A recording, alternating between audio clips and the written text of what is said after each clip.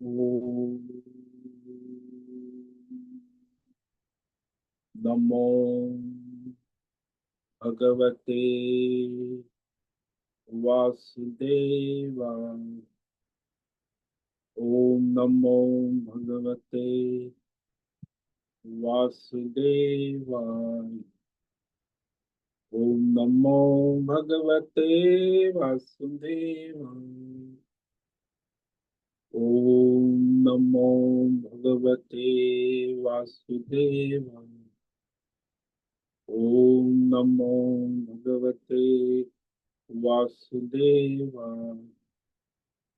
ओम नमो भगवते वासुदेवाय। ओम नमो भगवते वासुदेवाय। ओम नमो भगवते वासुदेवाय। ओम नमो भगवते वासुदेवाय। ओम श्री परमात्मने नमो नमः। ओम गणपतये नमो नमः। ओम सं सरस्वत्यै नमो नमः। ओम गुं गुरुभ्यो नमो नमः। ओम सहनाववतु सहनौ भुनक्तु सह वीर्यं करवावहै तेजस्विनावधीतमस्तु मा विद्विषावहै। ओम शांति शांति शांति। सदाशिवसमारंभां शंकराचार्यमध्यम् अस्मदाचार्यपर्यन्तां वन्दे गुरुपरम्परां। वन्दे गुरुपरम्पराम्। ओम तत्सत। आप सभी ऑनलाइन नेटवर्क पर उपस्थित भगवद गीता श्रवण साधकों को ऋषिकेश से आज हमारा प्रातः का अभिवादन, अभिनंदन, अभिवंदन। हरि ओम, हरि ओम, हरि ओम। हम सबको आज का यह दिव्य दिन तन मन धन जन देश काल विषय वस्तु परिस्थिति अवस्थाएं व्यष्टि समष्टि अध्यात्म भौतिक दैविक क्षेत्र सभी को अपने अपने पूर्व में अनंत जन्मों में किए हुए संचित पाप पुण्य धर्म अधर्म मिश्र कर्म के पके हुए फल स्वरूप वर्तमान में आज सभी को अपने अपने प्रारब्ध अनुसार परमेश्वरी अचिंत्य योग माया के माध्यम से तन मन धन जन के प्रसाद स्वरूप में प्राप्त हुआ है। अतः आज का यह दिव्य दिन परमार्थ हेतु निष्काम सेवा यज्ञ, देव यज्ञ, ऋषि यज्ञ, पितृ यज्ञ, मानवता यज्ञ, भूत प्राणी यज्ञ, सात्विक दान, शारीरिक वाचिक मानसिक तप, निष्काम कर्म योग, ध्यान योग, भक्ति योग, ज्ञान योग साधना, स्वाध्याय, वेद शास्त्रों का अध्ययन अध्यापन उपासना आराधना के लिए समर्पित करे और करवाए। अत्यंत दुर्लभ मनुष्य जीवन को परमार्थ हेतु सार्थक करे और करवाए। आज विक्रम संवत 2082 श्रावण मास कृष्ण पक्ष की 10वीं तिथि सायं 5:51 तक है। उसके बाद एकादशी लग जाती है। आज है मृगशिरा नक्षत्र रात्रि 2:04 तक। उसके बाद आर्द्रा नक्षत्र लग जाता है। आज सोमवार है। शिव जी की आराधना उपासना का पर्व है और वर्षा ऋतु चल रही है। यहाँ ऋषिकेश में लगातार रात भर वर्षा हुई। रात्रि का न्यूनतम तापमान 21 डिग्री रहा सुबह 4 बजे। और दिन का दोपहर 2 बजे का अधिकतम तापमान 32 डिग्री रहा है। वायु की गति 5-10 किलोमीटर प्रति घंटा चल रही। ईस्वी सन 2025, 18 अगस्त, 18 अगस्त 2025। सुबह के 6:45 बज चुके हैं। कलयुग का प्रथम चरण, 5126वां वर्ष, 7वां वैवस्वत मनवंतर, श्वेत वराह कल्प, ब्रह्मा जी का 26वां दिन और 51वां वर्ष अभी चल रहा है। तो ऐसे अनंत कोटि ब्रह्मा और ब्रह्मांडीय परमेश्वरी अचिंत्य योग माया में हमारा यह एक ब्रह्मांड, इसमें ये पृथ्वी लोक पर जम्बू द्वीप में विश्व का एकमात्र वैदिक राष्ट्र भारत में उत्तर हिमालय प्रांत में उत्तराखंड राज्य में टिहरी जिले में हिमालयन शिवालिक पर्वतमाला के अंतर्गत मणिकुट पर्वत के ऊपर नीलकंठ महादेव के सामने ऋषिकेश नगरी में मुनि की रेती प्रांत में शीशम जाड़ी अवधूत बाड़ा आश्रम के सी ब्लॉक के पहले माले से 5 नंबर कमरे से गंगा किनारे से हम स्वामी उत्तमानंद सरस्वती भगवद गीता के आचार्य शिष्य स्वामी चिन्मयानंद सरस्वती महाराज चिन्मय मिश्र कैवल्याद्वैत वेद व्यास भगवतपाद शंकराचार्य की श्रृंगेरी संन्यास परंपरा से शिक्षित दीक्षित सनातन वैदिक भारतीय हिंदू धर्म अनुसार संपूर्ण भगवद गीता ज्ञान यज्ञ ऑनलाइन चैतन्यमय जीवंत लाइव प्रसारण के अंतर्गत व्याख्यान माला में अध्याय 13 क्षेत्र क्षेत्रज्ञ विभाग योग के श्लोक नंबर 16 पर संस्कृत एवं हिंदी में व्याख्यान करेंगे। दिव्य पवित्र सरल व्यावहारिक सटीक पूर्ण वर्ण अक्षर पद वाक्य पंक्ति श्लोक अध्यायों की संगति संधि अन्वय शब्दार्थ वाक्यार्थ भावार्थ रहस्यार्थ तत्वार्थ के यथार्थ तात्पर्य सहित वैदिक शास्त्र वेद व्यास साहित्य शांकर भाष्य एवं परंपरागत सन्यासी आचार्यों की टीका टिप्पणी सहित आज यह भगवद गीता व्याख्यान करेंगे। कृपया आप सभी श्रद्धा भक्ति ध्यान से परिपूर्ण होकर के यह दिव्य श्रवण साधना करें। इसमें से कुछ ग्रहण करे, कुछ धारण करे, कुछ अपने जीवन में चरितार्थ करे और उसमें निरंतरता लाए। अपनी अपनी आध्यात्मिक भौतिक दैवी अशांति द्वंद्व मोह विक्षेपों से रहित होकर के अधार्मिक अशास्त्रीय अपरंपरागत भ्रम भ्रांतियों से रहित होकर के अपने अपने शरीर इंद्रिय प्राण मन वचन कर्म से एक रूप एकाग्र होकर के शुद्ध सात्विक सूक्ष्म भगवत विवेक बुद्धि करे। वेद शास्त्र एवं आचार्य परंपरा अनुसार विवेक करे और करवावे। पुनः पुनः इस व्याख्यान का श्रवण करे, मनन करे, चिंतन करे, लेखन करे, चर्चा विचारणा करे, प्रचार प्रसार करे, लिंक भेजे, ग्रुप में शेयर करे, अपना और सबका परम कल्याण करे और करवावे। ओम तत्सत।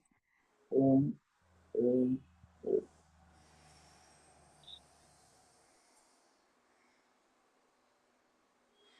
पंकज भट्ट का ऑडियो चालू।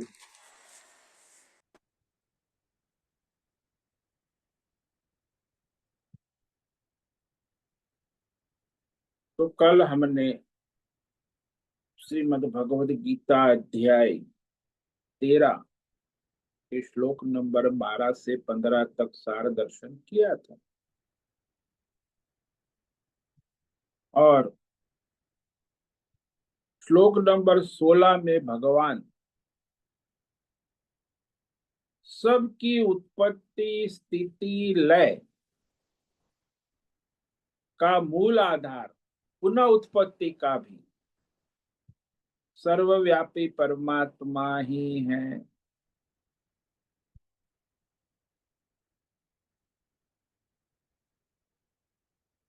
तो जैसे आभूषण की उत्पत्ति स्थिति लय और पुनः उत्पत्ति का मूल आधार सुवर्ण तत्व है,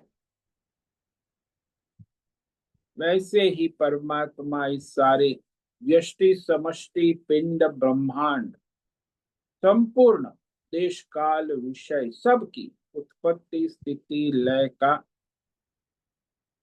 मूल कारण है। वह यहाँ भगवान कह रहे हैं श्लोक नंबर 16 में, अविभक्तम च भूतेषु विभक्तमिव च स्थितम भूत भर्तृ च तद्ज्ञेयम् ग्रसिष्णु प्रभविष्णु च।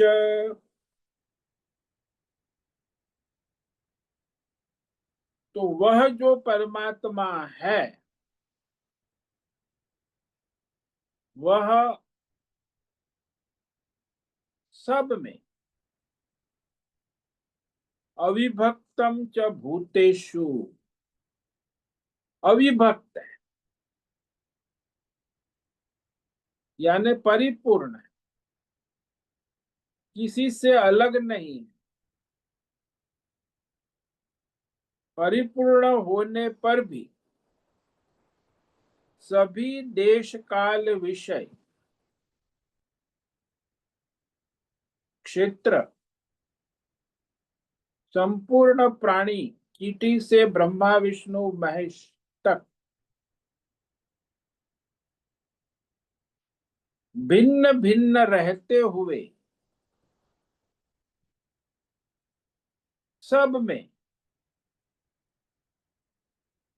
उपस्थित है।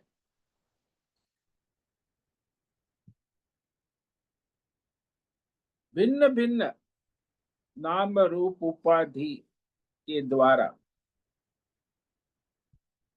बटा हुआ सब में टिका हुआ रहता। जैसे बिजली का करंट सभी बल्ब ट्यूबलाइट पंखे में भिन्न भिन्न रूप से उपस्थित रहता है, भिन्न भिन्न जैसा लगता है, लेकिन बिजली का करंट चाहे ट्यूबलाइट हो, पंखा हो, बल्ब हो, इलेक्ट्रॉनिक उपकरण हो, गीजर हो, हीटर हो, एसी हो, माइक्रोवेव हो, फ्रिज हो, सब में बिजली का करंट भिन्न भिन्न रूप से उपस्थित रहता है। स्थितम, ठीक वैसे ही परमात्मा सभी देश काल विषय भौतिक अध्यात्म दैव व्यष्टि समष्टि चराचर संपूर्ण पिंड ब्रह्मांड में भिन्न भिन्न सा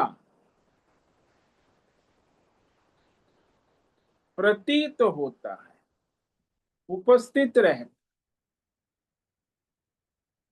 और वह ज्ञेयम जानने योग्य,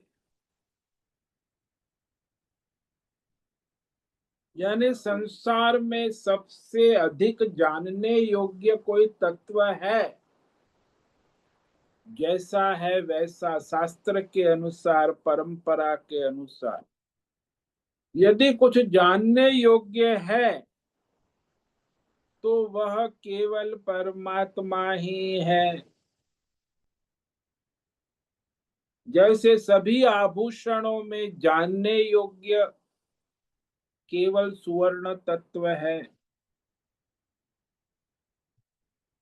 सभी प्रतिबिंबों में जानने योग्य केवल सूर्य है, लेकिन उसके हजारों लाखों करोड़ों अरबों प्रतिबिंब है, लेकिन सभी प्रतिबिंबों में जानने योग्य केवल एक सूर्य ही है।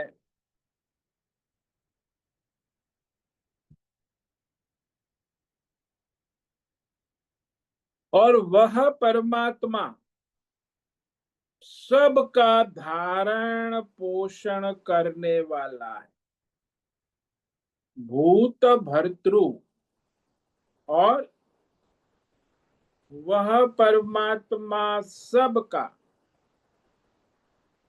समय आने पर संहार करने वाला है, ग्रसिष्णु। और वही परमात्मा समय आने पर सबको उत्पन्न करने वाला है। वही परमात्मा ब्रह्मा है, विष्णु है, महेश। फिर पुनः ब्रह्मा बन के पुनः सर्जन करने वाला भी वही है।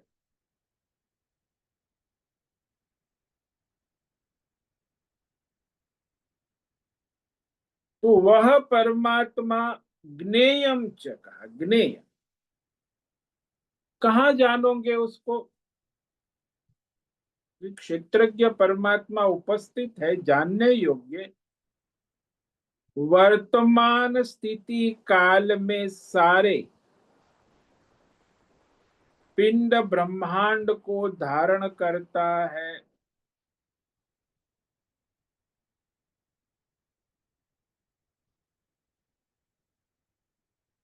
स्थितम कहा ना, वर्तमान स्थिति काल में जो आपको अभी वर्तमान में देश काल विषय भौतिक अध्यात्म दैव जगत की प्रतीति हो रही है, वही वर्तमान काल में, यही वर्तमान स्थिति काल में वह जानने योग्य।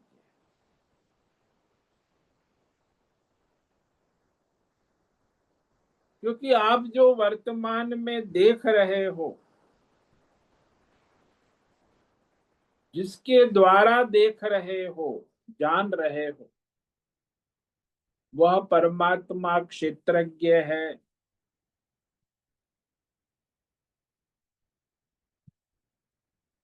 और ये जो जगत है, उसको तो मिथ्या असत कहा है ना, अनित्य है। आपके सामने देखो, देश काल विषय की प्रतीति होने पर भी इस जगत की सभी प्राणियों की उत्पत्ति और लय की कल्पना की जाती,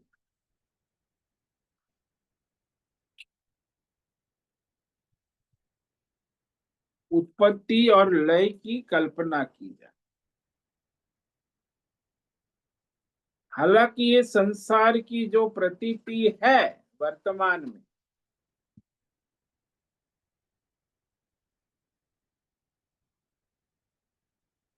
वह असत है, अनित्य है।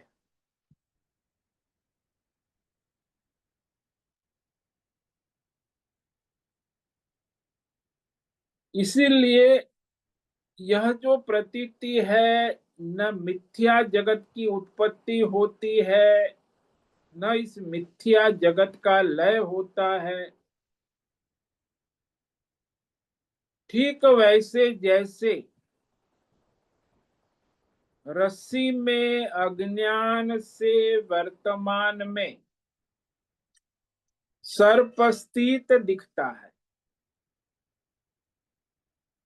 हालांकि वहां न पहले था, न अभी है, न आगे होगा सर्प।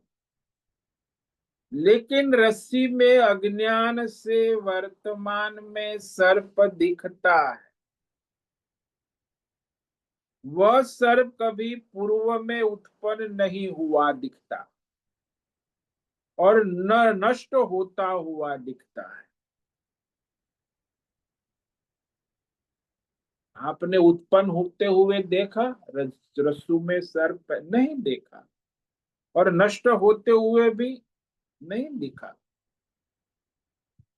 ठीक इसी प्रकार ये संसार, देश, काल, विषय वर्तमान में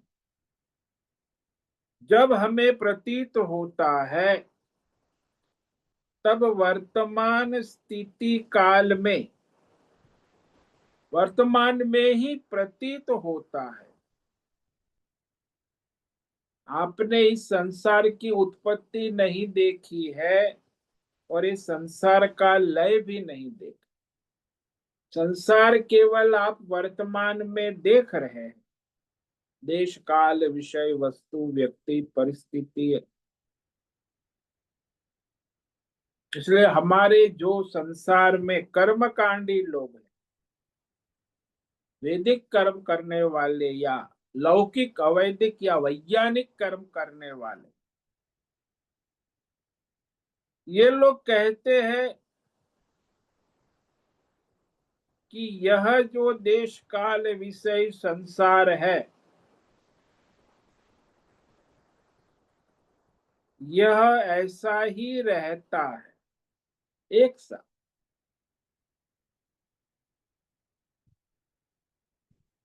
ये कर्म करने वाले लोग न सृष्टि सर्जन का स्वीकार करते हैं, न सृष्टि प्रलय का स्वीकार। जो जो दिख रहा है वर्तमान में, ऐसे लगता है कि जैसे कोई जगत विषय में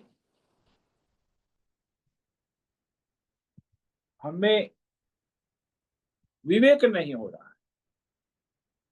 कोई जगत के बारे में उल्टी सीधी बात कर रहे हैं, परंतु ये जो देश, काल, विषय, संसार, सृष्टि, सर्जन और संहार की बात सभी धर्म वाले करते हैं।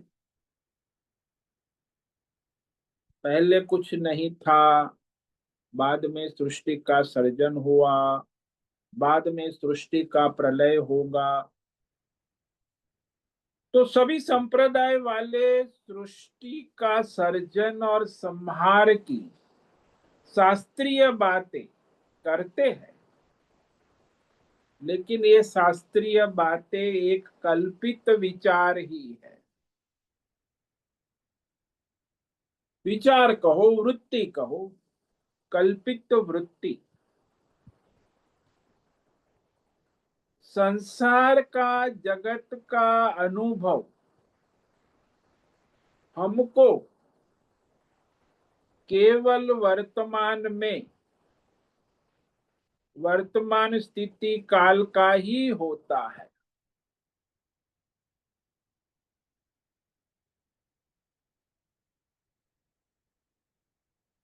हाँ, आप लोग वीडियो, ऑडियो, फोटोग्राफी करके भूतकाल की स्मृति रखते हो, लेकिन वो भूतकाल है। वास्तविक जो लाइव स्मृति, लाइव जीवन, वो वर्तमान में ही। आप भविष्य की कल्पना करते हो, वो तो है नहीं। हमारा जीवन वर्तमान स्थिति काल का ही रहेगा। इसीलिए हमारा भूतकाल का व्यवहार हो चाहे भविष्य का व्यवहार, केवल वर्तमान स्थिति को लेकर ही है।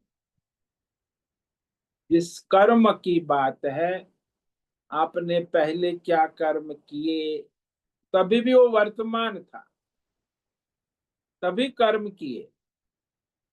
भूतकाल में आप कर्म नहीं करते, भूतकाल में जो वर्तमान था, उस वर्तमान में आपने जो कर्म किए तो वो भी वर्तमान ही रहेगा।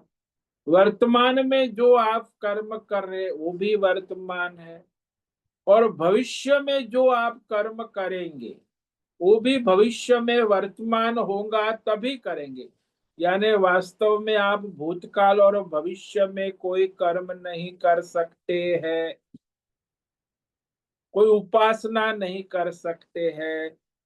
कोई भी कर्म उपासना साधना वर्तमान काल में ही, देश काल विषय काल में ही होती है।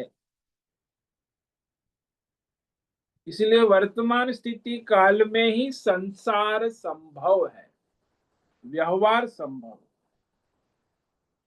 इसीलिए भगवान ने कहा तद ज्ञेयम, तद ज्ञेयम, वर्तमान स्थिति काल में ही उस परमात्मा तत्व की उपस्थिति को जाने कि ये सब देश काल विषय रूप में वही उपस्थित।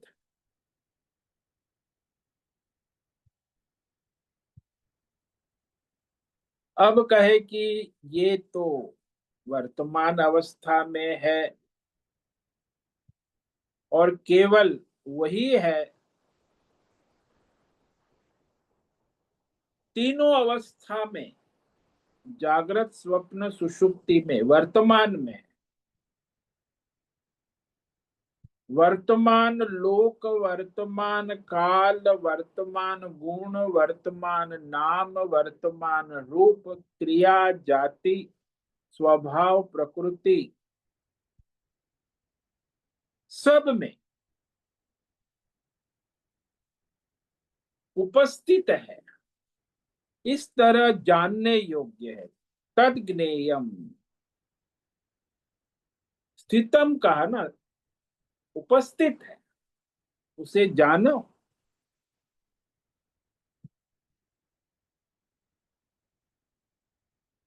यानी मूल कारण परमात्मा, उसमें ही ये सारा संसार वर्तमान में प्रतीत हो रहा है।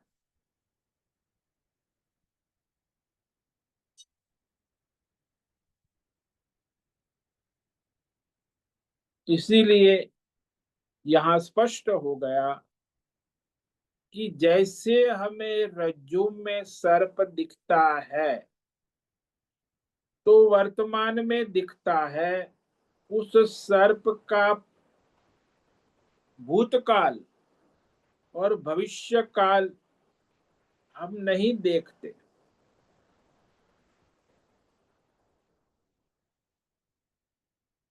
सर्प की उत्पत्ति स्थिति लय यदि आप देखना चाहो तो रज्जु की उपस्थिति में ही देख सकते हो।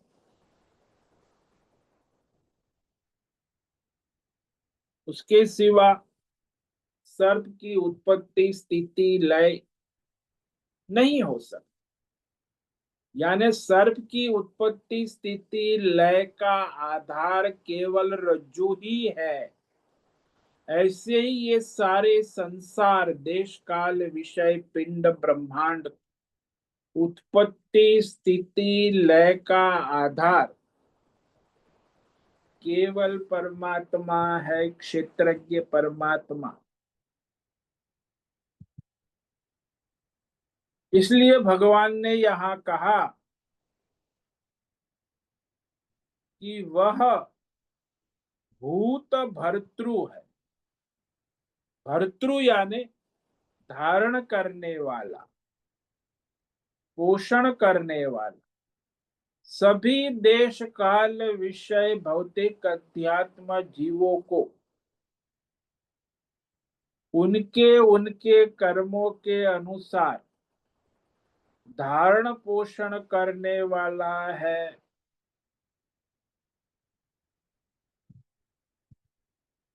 यानी धारण करने के साथ भरण पोषण करने वाला भी है। वर्तमान में तो वर्तमान में कहते हैं ना कि सुबह से शाम तक चींटी को कण और हाथी को मण वो भगवान दे देता है। सूर्योदय से सूर्यास्त तक सभी प्राणियों का पोषण करता है, भरण पोषण करने वाला, वो भी वर्तमान में। कल क्या कल, इसलिए कोई प्राणी जो है वर्तमान में ही अपना जीवन निर्वाह करते हैं, वो भविष्य की लिए कुछ संग्रह नहीं करते। अब यहाँ कबूतर आता है, कबूतर दाने खाता है, खा के उड़ जाता है, कल फिर मिलेगा। एक मनुष्य ही ऐसा है जो अपनी 7 पीढ़ी के लिए इकट्ठा करना चाहता, अपने लिए नहीं, अपनी 7 पीढ़ी आगे, पोता पड़पोता पड़पोता पड़पोता पड़, क्योंकि उसको उसकी चिंता है। क्यों? क्योंकि वो परमेश्वर की सत्ता को उसने स्वीकार नहीं किया है। परमेश्वर सबकी वर्तमान में उसके कर्मों के अनुसार धारण पोषण पालन करता है, परमेश्वर के सिवा कोई नहीं। तो फिर ये लोग माता पिता कहते मैं अरे वो निमित्त है, पालन पोषण करने वाला केवल ईश्वर है। गर्भ में वर्तमान में शिशु का पालन पोषण करने वाला कौन है? क्या उसकी माँ है? माँ तो भोजन करती है, तो उससे क्या, पालन पोषण तो परमेश्वर ही करता है, उसकी वृद्धि करता है, प्रत्येक महीने शिशु का विकास करता है। वो कोई माता पिता करते? वो तो परमात्मा ही करते। तो गर्भ से लेके जन्म के बाद भी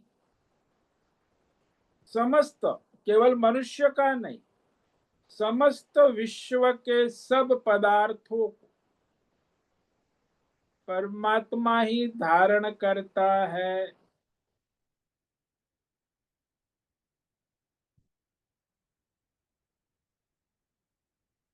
यानी परमात्मा के सिवा संसार में कोई भी देश काल विषय कहीं भी नहीं हो सकता।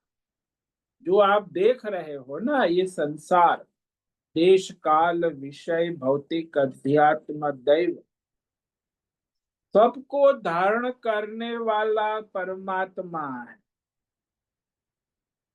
केवल धारण नहीं, पोषण भी करता है, पोषण का कारण भी है। सभी जीवों को उनके कर्मों के अनुसार उनका पोषण भी करता है।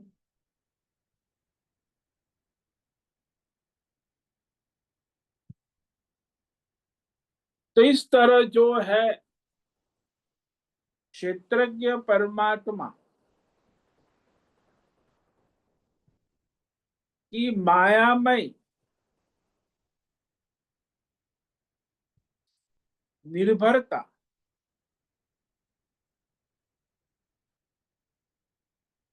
सारा संसार परमात्मा पर निर्भर है।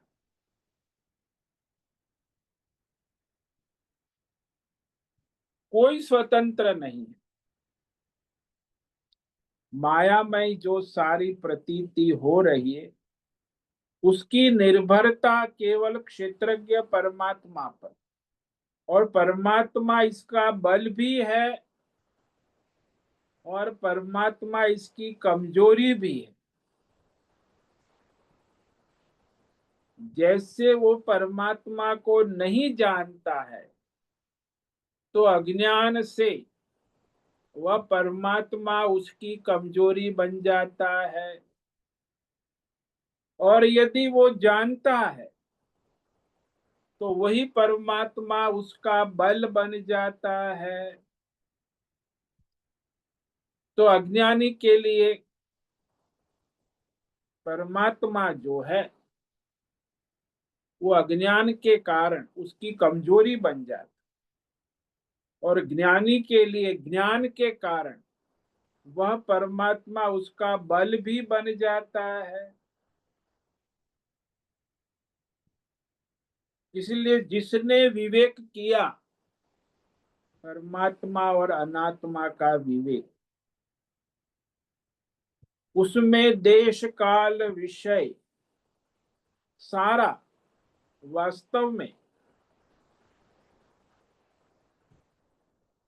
सत्य नहीं है, असत है, मिथ्या है, अनित्य है। और इस तरह जिसने विवेक बोध हो जाए कि ये संसार में केवल एक परमात्मा ही सत्य, नित्य और सनातन है,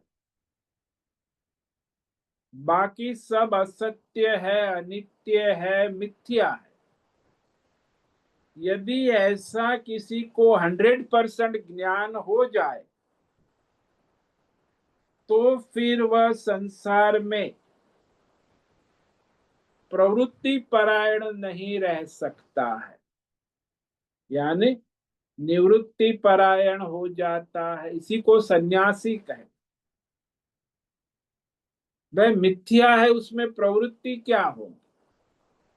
जैसे आपके टेबल पर प्लास्टिक के फल पड़े हैं, आम है, केला है, अंगूर है, एकदम नेचुरल लगते हैं, नेचुरल।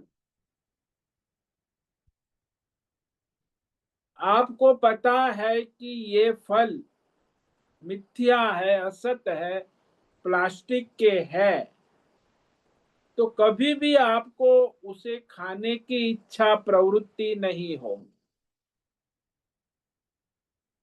क्योंकि वो फल मिथ्या है, असत है, आप जानते हैं।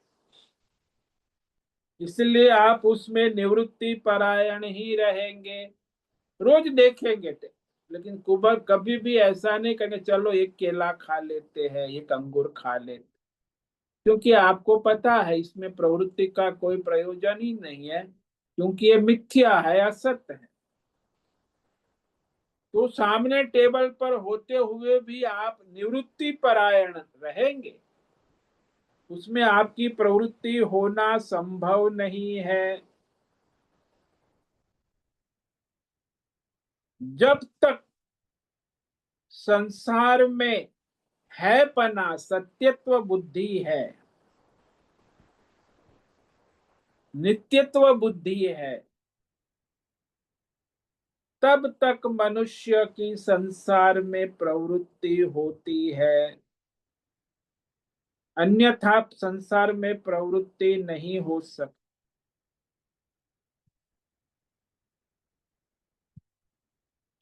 इसलिए अपने आप निवृत्ति परायण शुरू हो जाते, क्योंकि संसार मिथ्या है, असत्य है, अनित्य है।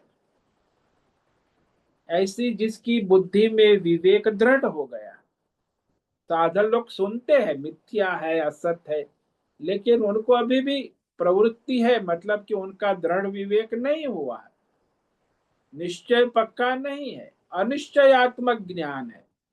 इसलिए जब तक मनुष्य को अनिश्चयात्मक ज्ञान होता है, अनिश्चयात्मक बुद्धि होती है, तब तक उसमें उसकी प्रवृत्ति रहती है। साधक लोग सुनते हैं लेकिन उसकी निश्चयात्मक बुद्धि नहीं। हाँ, कह रहे बाबा जी, कह रहे गीता में भगवान कहेंगे, दूसरे से बात भी करेंगे, अरे ये तो सब संसार मिथ्या है, असत्य है, अनित्य है, नश्वर है, गीता में भगवान ने कहा। लेकिन वो दौड़ेगा संसार के पीछे प्रवृत्ति में, क्योंकि बोलने की बात है, सुना हुआ है, लेकिन उसको वास्तविक निश्चयात्मक बुद्धि नहीं हुई, इसीलिए वो प्रवृत्ति परायण ही रहता है।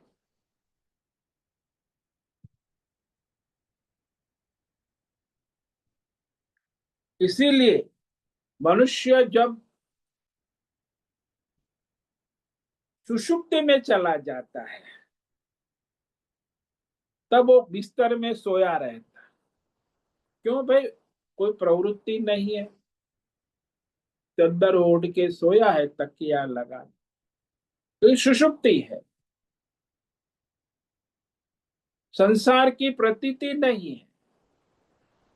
संसार की प्रतीति सुषुप्ति में नहीं होने के कारण सुषुप्ति में कोई प्रवृत्ति नहीं हो सकती है।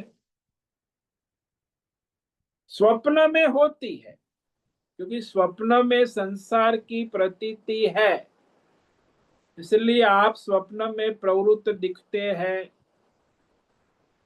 जागृत में भी आपको संसार की प्रतीति होती है, इसीलिए आप जागृत में भी संसार में प्रवृत्त दिखते हैं। बताओ, कोई मनुष्य सोने के बाद सुषुप्ति में संसार में कोई भी प्रवृत्ति कर सकता है? कई लोग सोने में चलते हैं, लेकिन वो आभास है, प्रवृत्ति नहीं। इसीलिए सुषुप्ति में निवृत्ति परायण क्यों हुई? क्योंकि वहां संसार की प्रतीति नहीं है।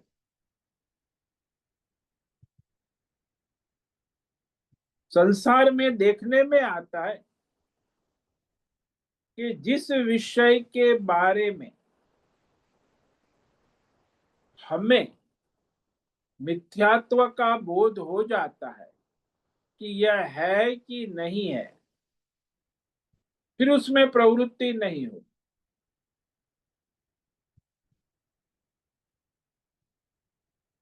ऐसा लगता है कि यह है तो प्रवृत्ति होती, नहीं है तो निवृत्ति होती, और है कि नहीं है तभी भी निवृत्ति ही होती।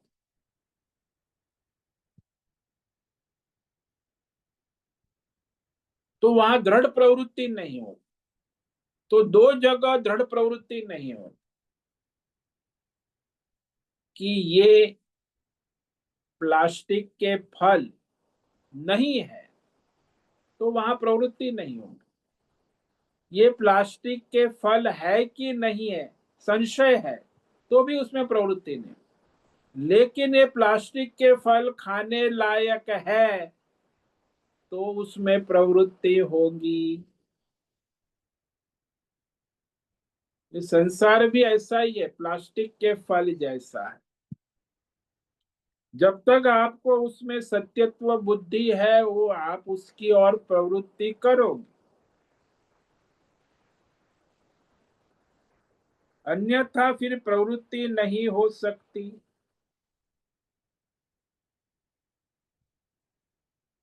परमात्मा जो है वह इस सारे संसार को धारण करता है। भूत भर्तृ, धारण का मतलब होता है पोषण भी करता है।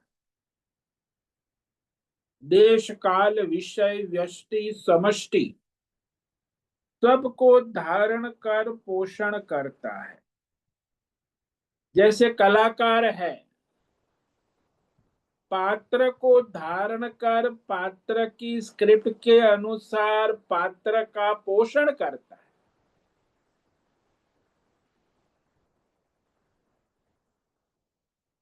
इसीलिए भगवान ने कहा तद ज्ञेयम तद भर्तृ च, वह परमात्मा सबको धारण पोषण करने वाला है, इसीलिए वह जानने योग्य, केवल एक जीव का नहीं, सबका।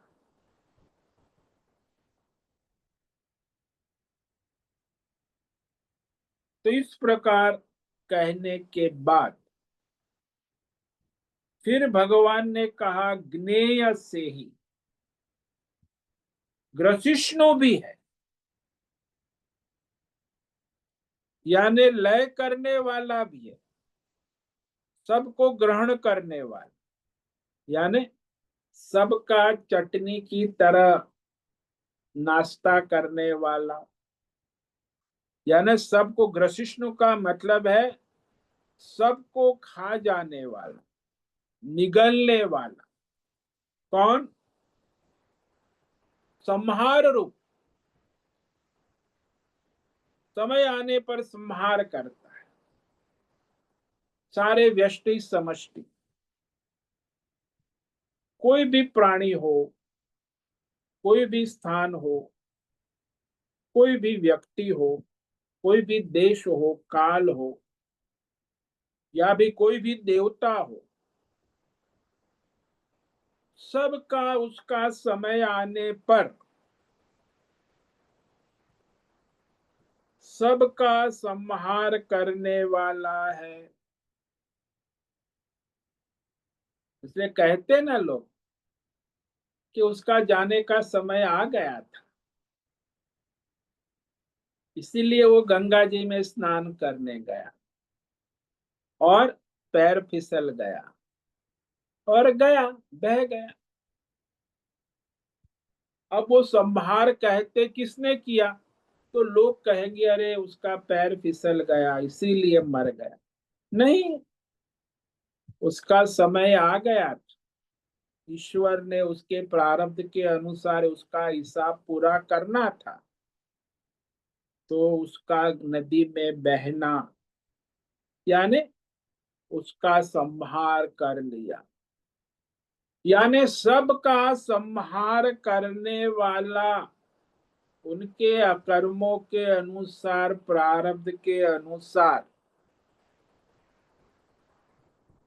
वो परमात्मा जिसको हम रुद्र कहते हैं, शिव कहते हैं, महेश कहते हैं, सबका मृत्यु रूप। ऐसा नहीं कि प्रलय काल में लय, अभी भी प्रत्येक क्षण एक तरफ मृत्यु होती है, एक तरफ जन्म होता है, बीच में जीवन की धारा बहती है, सब जगह उसी का बोलबाला है। तो रोज प्रतिक्षण हजारों लाखों शिशु मैटरनिटी होम अस्पताल में जन्म लेते हैं। वही हॉस्पिटल में प्रतिदिन हजारों लाखों मनुष्य मृत्यु को प्राप्त होते हैं। तो संहार, संहारक तत्व जो है वो परमात्मा है। इसलिए कहा ग्रसिष्णु भी है। कौन? वह क्षेत्रज्ञ परमात्मा।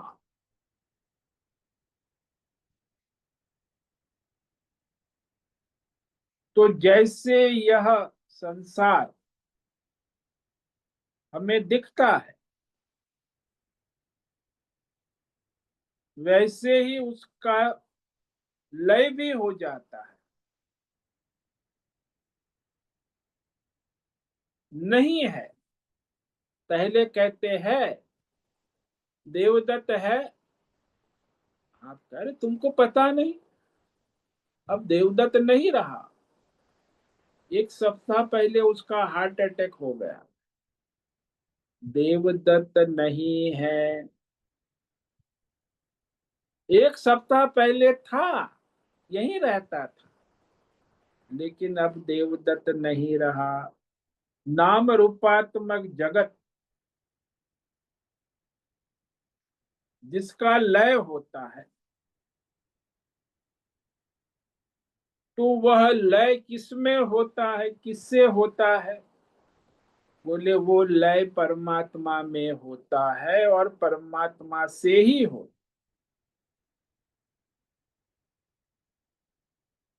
जैसे आभूषण का लय किसमें होता है? आभूषण का लय सुवर्ण तत्व में ही होता। आभूषण का सर्जन किससे होता है? आभूषण का सर्जन सुवर्ण तत्व से ही। आभूषण की दुकान में स्थिति और व्यापार किसमें होता है? आभूषण का व्यापार सुवर्ण तत्व में ही होता है। पुनः आभूषण की उत्पत्ति लय होने के बाद दूसरे रूप में नाम सुवर्ण से ही होती है। इसी प्रकार सारा देश काल विषय पिंड ब्रह्मांड संसार की उत्पत्ति स्थिति लय का मूल आधार केवल परमात्मा तत्व ही है। तो इस पर हम और कल विवेक विचार करेंगे। तो आज हमने जो जानने योग्य है उस परमात्मा के विषय में, जो सबका धारण पोषण करने वाला है, वही परमात्मा जानने योग्य है। इसीलिए भगवान ने इस पंक्ति में कहा तद ज्ञेयम भूत भर्तृच। इस पंक्ति पर आज हमने विवेक विचार किया है। अब आगे तद ज्ञेयम ग्रशिष्णु तद ज्ञेयम प्रभ विष्णु के रूप में कल विवेक विचार करेंगे। अविभक्तम च भूतेषु विभक्तमिव च स्थितम भूत भर्तृ च तद ज्ञेयम ग्रशिष्णु प्रभ विष्णु च। वह परमात्मा अविभक्तम, अविभक्त होते हुए सभी प्राणियों में देश काल विषयों में विभक्त सा प्रतीत होता है, स्थित रहता है। विभक्तम इव स्थितम,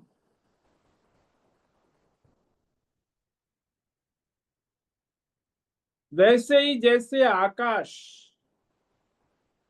सभी पदार्थों में विभक्त सा स्थित रहता है, अविभक्त होते हुए भी विभक्त आकाश,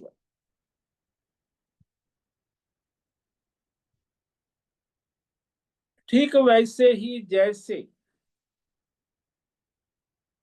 मिठाई में मिठास, स्वीटनेस, कोई भी हलवाई की दुकान में चले जाओ, किसी भी मिठाई को ले लो, सभी मिठाइयों में अविभक्तम जो मिठाई स्वीटनेस है, मिठाई की मिठास, जिसको हम स्वीटनेस कहते हैं, वो भिन्न भिन्न सी सब में उपस्थित रहती। अब लट्टू की स्वीटनेस हो या पेड़े की हो या रसमलाई की हो या शकरकंद की हो, लेकिन वो सब में भिन्न भिन्न रूप से उपस्थित रहती है। ठीक वैसे परमात्मा सभी देश काल विषय भौतिक में उपस्थित रहता है। तो उपस्थित रहते हुए करता क्या है? तो ये भी कहा वह जानने योग्य है कि परमात्मा भूत भर्तृ सबका धारण पोषण करने वाला है। जैसे आकाश, अग्नि, वायु, जल, पृथ्वी सबका धारण पोषण करने वाला है, वैसे परमात्मा जैसे मिठाई में स्वीटनेस, मिठास, सभी मिठाइयों को धारण पोषण करने वाली है। इस प्रकार विवेक विचार करे। ओम नमो नारायणाय, ओम नमो नारायणाय, ओम नमो नारायणाय, ओम नमो नारायणाय, ओम नमो नारायणाय। कायेन वाचा मनसेन्द्रियैर्वा बुद्ध्यात्मना वा प्रकृते स्वभावा करोमि यद्यत् सकलं परस्मै नारायणायेति समर्पयामि। ओम सर्वे भवन्तु सुखिनः, सर्वे सन्तु निरामया, सर्वे भद्राणि पश्यन्तु, मा कश्चित् दुःखमाप्नुयात्। अस्तु मा सद्गमय, तमसो मा ज्योतिर्गमय, मृत्योर्मा अमृतंगमय।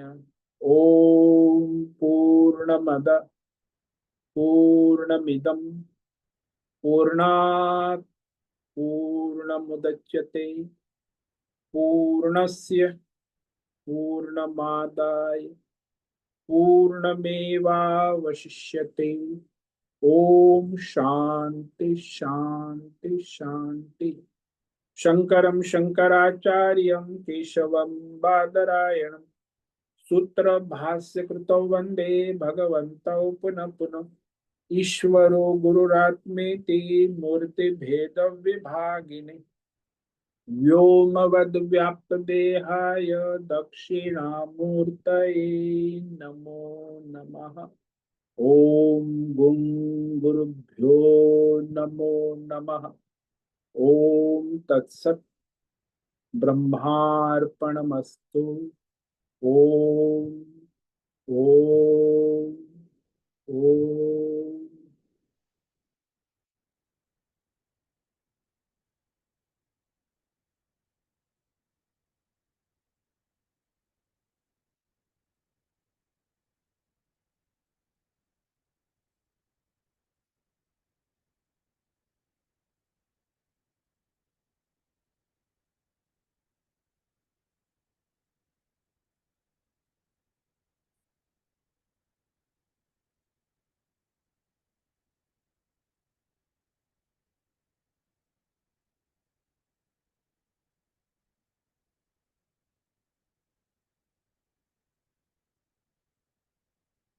अभी प्रश्नोत्तरी का समय है। किसी साधक को प्रश्न है तो वह अभी प्रश्नोत्तरी कर सकते हैं।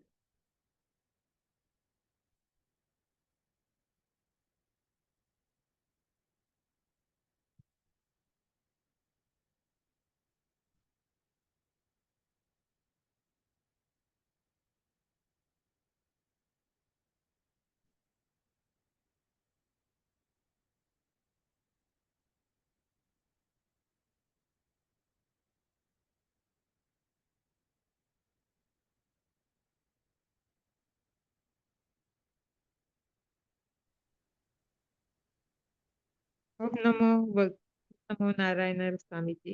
हाँ बोलो रेशा। हाँ, वो फल का आपने उदाहरण दिया, वो बहुत अच्छा लगा। वो याद रखेंगे तो ये मन में आई थिंक हमेशा आ, ये हम ऐसे भूल जाते हैं ना, ये माया माया में फंस जाते हैं। तो ये फल का उदाहरण में मैंने अभी मुझे ऐसे लगा कि मैं ये याद रखूंगी तो मैं भूलूंगी नहीं कि ये सब क्या है। बहुत अच्छा लगा वो कारण। हाँ तो मालूम है दृष्टांत। सब, मगर वो भूल जाते हैं ना बार बार, इसलिए। हाँ वो भूलना विस्मरण जो है ये तो सबसे बड़ी समस्या है ना साधकों की। इसलिए दृष्टांत के द्वारा विवेक करते हुए निरंतर, क्योंकि ये भूलना ही सबसे बड़ी समस्या है। उसी को अज्ञान कहते हैं, विस्मरण। अभी तो आपने सुना तभी तो आपको समझ में आ गया, अभी फिर भूल जाते हैं। तो ये भूलना क्यों होता है? क्योंकि अभी वो बुद्धि में पक्का बैठा नहीं है, निश्चयात्मक। इसीलिए दृढ़ निश्चय हो गया तो फिर भूल नहीं सकते। जब पक्का निश्चय नहीं है तब तक भूलना तो है ही।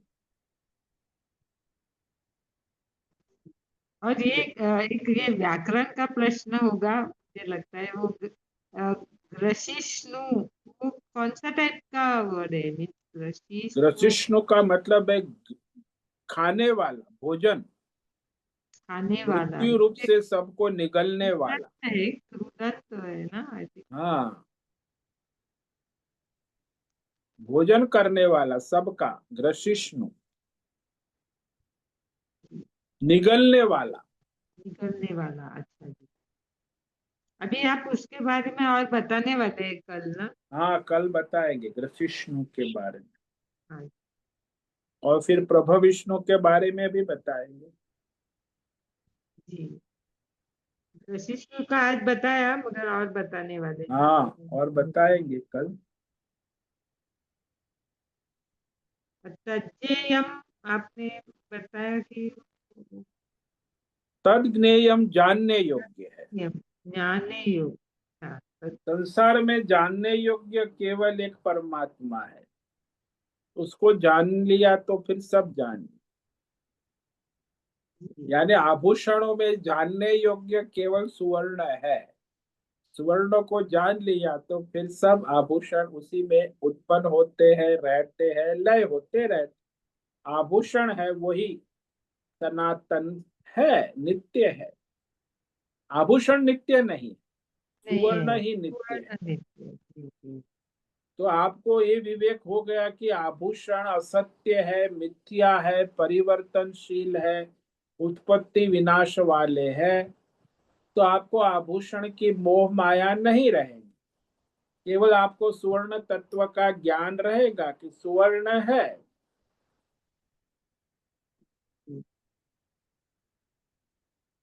बहुत बहुत धन्यवाद। ओम नमो नारायण। नारायण। तो आज उपस्थित है प्रकाशानंद दोषा होस्ट है, राजेश मोलकर को होस्ट है, ऋषा रथ, नैना पुरोहित, राय बहादुर कपूर, अजय रत्न पारखी, अनुराधा जेठे, आशा कोटक, भद्रेश पड़िया, जीवी कुमार, हेमा कोटक, जयंती पांडा, मीरा उच्चिल, मीनाक्षी काले, पंकज भट्ट, पृथ्वीराज मालव, संजीवनी श्रीरंग रांगड़े, सुचिता पाटिल, सुनील ठाकुर, तुषार चौधरी, उषा मेनन और विशाल बेड़ेकर। इतने साधक आज उपस्थित हैं। सभी साधकों को आज का दिन मंगलमय हो, परमार्थ करे और अपना कल्याण करे। ओम नमो नारायणाय। ओम ओम नमो नमो नारायण स्वामी। नारायण स्वामी। नारायण सभी को ओम नारायण नमो नारायण स्वामी जी। नारायण। नारायण ओम नमो नारायण स्वामी जी। ओम नमो नारायण। उससे निवेदन है आज का सत्संग पूर्ण करें। ओम नमो नारायणाय। आज का दिव्य सत्संग हम यही पूर्ण करते हैं। सभी साधकों को ओम नमो नारायणाय। सभी साधकों को ओम नमो नारायणाय।